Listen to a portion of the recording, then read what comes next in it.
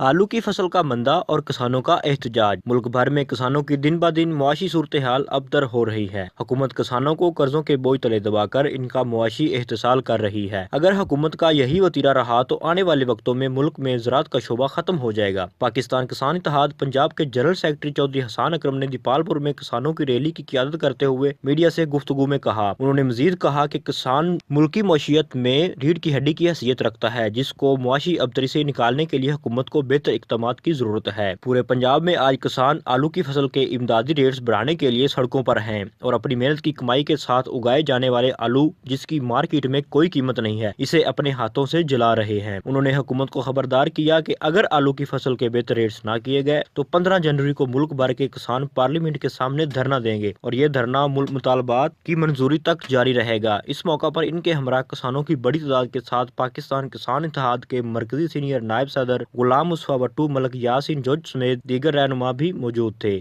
हम लाते हैं top news, आपके फेवरेट टॉक शोज और अनलिमिटेड एंटरटेनमेंट सिर्फ यूट्यूब पर। अगर आपने अभी तक हमारा चैनल सब्सक्राइब नहीं किया तो अभी सब्सक्राइब करें और बेल आइकॉन को क्लिक करके हमारी लेटेस्ट वीडियोस के बारे में अपडेट जानें।